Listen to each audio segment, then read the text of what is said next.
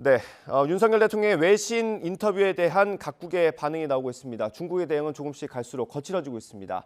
윤석열 대통령이 타이완에 대해서 언급한 걸 겨냥한 건데 앞서 말참견하지 말라고 비판한 데 이어 이번엔 관영 매체를 동원해서 높은 수위의 표현을 쏟아냈습니다. 중국 연결해 보겠습니다. 강정규 특파원. 네, 베이징입니다. 네, 구체적으로 어떤 내용이 나왔습니까? 네, 전문가 인터뷰를 인용한 형식이긴 한데 발언 수위가 꽤 높았습니다. 네, 한국이 미국에 아첨하기 위해 중국과의 관계를 희생해선 안 된다는 내용입니다. 이 한중 관계를 긴밀한 한미 관계 형성을 위한 충성의 표시로 사용하지 말라는 겁니다. 이 한미 동맹은 불평등하다며 우리나라를 종속국이라고 규정하기도 했습니다. 이 굴욕적인 외교로 더 많은 걸 내놔야 할 수 있다고도 했습니다. 미국은 자국의 이익을 위해 언제든 한국을 희생시킬 수 있다며 최근 전기차 보조금 문제를 사례로 들기도 했습니다. 이 매체 지난 3월 일본에 화해 메시지를 보낸 윤석열 대통령의 3.1절 기념사에 대해서도 몽유병, 아첨 등의 표현을 써가며 비난한 적이 있습니다.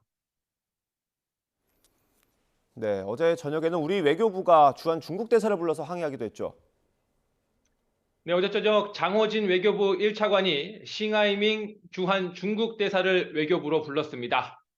중국 외교부 대변인이 공식 브리핑에서 윤 대통령을 향해 무례한 발언을 했다며 강력 항의한 겁니다.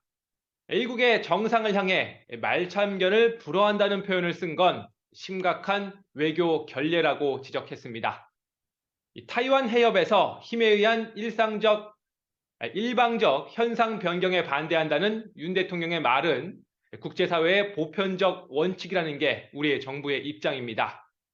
그러나 이 표현, 미국의 타이완 문제 개입 논리여서 중국은 민감하게 받아들이고 있습니다. 타이완 해협 긴장을 한반도 문제에 빗대 전 세계적 문제로 볼 수밖에 없다는 윤 대통령의 발언, 중국 입장에선 그보다 한 발 더 나간 말로 들리는 것이죠. 방금 전 중국 외교부장은 상하이에서 열린 한 포럼에서 타이완 해협 관련 윤 대통령의 발언은 황당하고 위험하다고도 말했습니다. 무엇보다 다음 주 한미 정상회담을 앞두고 나온 발언이라 중국의 견제는 갈수록 거세질 걸로 보입니다. 지금까지 베이징에서 전해드렸습니다.